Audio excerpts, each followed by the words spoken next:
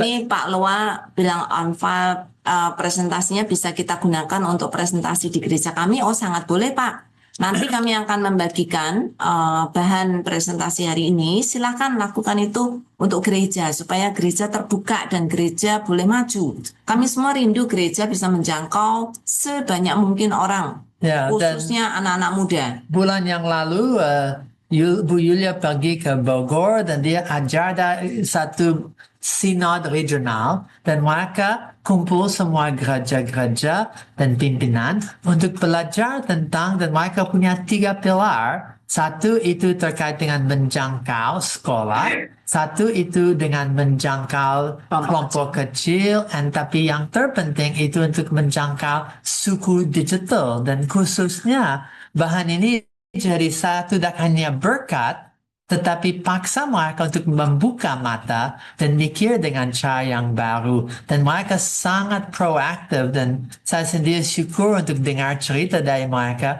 karena mereka sadar, peduli, dan berani untuk bertumbuh dan transformasi. Harus. Karena dengan sederhana, masalah suku digital bukan masalah teknologi, tetapi untuk gereja itu masalah organizational change, organizational transformation. Mereka harus berubah untuk bisa kerja dan hidup bersama makhluk air, kalau bisa bilang, spesies yang beda. Hampir seperti itu. Ya, ini Pak George Suleman juga. Ini silakan Bapak Ibu boleh memfoto.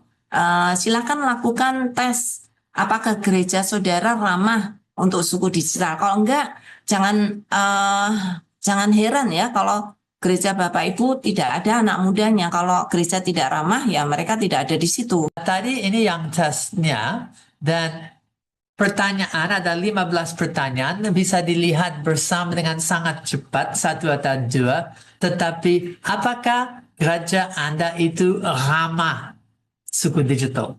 Apakah anak muda bisa ikut terlibat? Dan apa bentuk ibadah pun itu kreatif dan itu sesuatu yang menarik atau tidak. Dan dari 15 pertanyaan ini ada refleksi tentang strategi, tentang aktif atau tidak aktif di social media, tentang content. Hanya khotbah atau itu didigitalkan? Apakah ada multiplikasi? Apakah gereja punya tim yang tidak hanya kreatif atau tim media, tapi yang fokus khusus untuk melibatkan anak muda?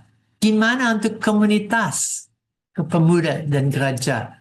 Bisakah ada jembatan antara orang dewasa dan suku digital dan seterusnya? Saya tidak satu persatu, tetapi bagaimana Anda akan punya ide dan pertanyaan lain? Saya akan bilang topik khotbah cocok untuk generasi muda atau tidak? Itu akan ngomong tidak hanya tentang identitas, tetapi bergumulan generasi di dalam dunia digital, etis, moral, dan isu sedunia. So, ini pertanyaan yang muncul, akan lanjut karena waktu terbatas.